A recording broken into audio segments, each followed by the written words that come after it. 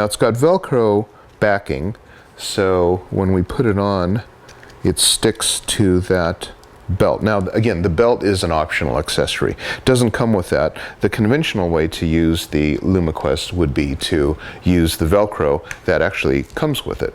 Now, so this is the flash pattern of the Lumiquest. It's interesting. It looks like a hockey player's mask. And what the idea is, it's what they call an 80-20. That means 20% of the light goes forward, 80% goes to the ceiling. As you can see, the light goes right through the top and will kind of go toward the ceiling. So the flash pattern I'll show you when my model gets here. Now here's the issue with this. If I go vertical, I've got really a side light because it's so far away from the flash, and there is no way for me to shoot vertical on this without having the flash shoot really to the side. So it works in horizontal position. Okay, so in order for me to shoot verticals with the Lumiquest, I'm going to have to use this thing, which is called a flash bracket. And I'll go ahead and mount my shoe onto here. So the way this works now is I've got myself a very nice height over the lens. It's actually very, very high. It'd be an interesting issue when you're very close to the subject to have a light that's that high. But with the swivel bracket, what happens is the body can actually turn like that. So now you can have the flash in the same position with the body changing its position like this.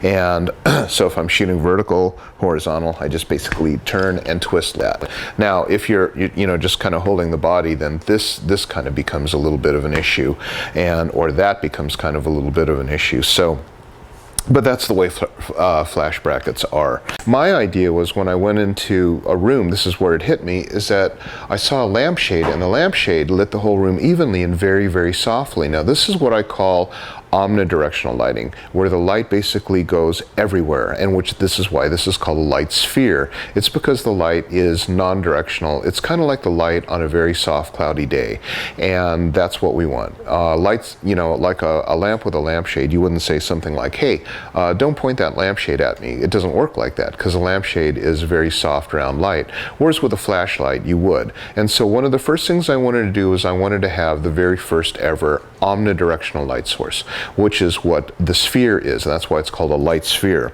Now, the second thing that you want to have is mounting capabilities, and one of the rules about lighting is that the larger the light source, the softer the quality of the light. And that's why when you go to photography studios, you'll see big umbrellas or big soft boxes.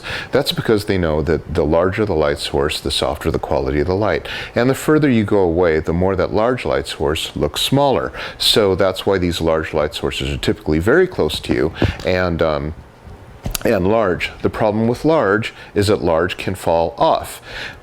And so that's why when I made the mounting systems for my two current versions of Lightsphere, the Lightsphere Collapsible and the Universal, I basically wanted to have something that mounted easy, like you saw, but will not fall off. And that's important. We want it large and that it will not fall off.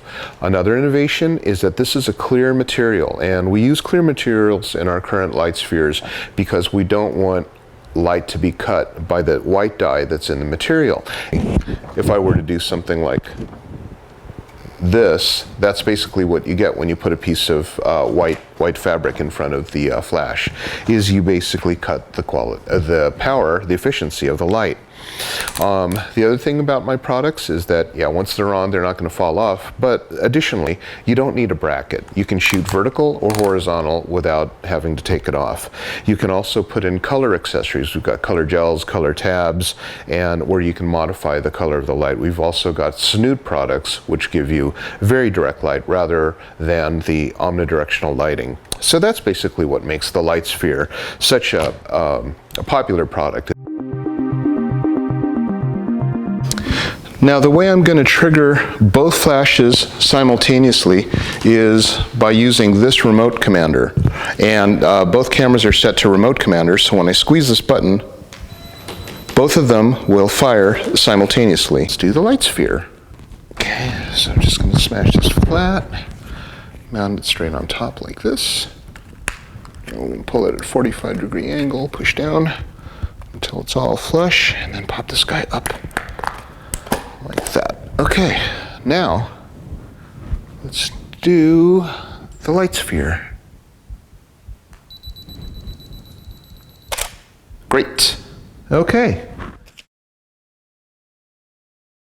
And now we're going to do the Lumiquest. And let's trigger them. Now this Lumiquest. Okay.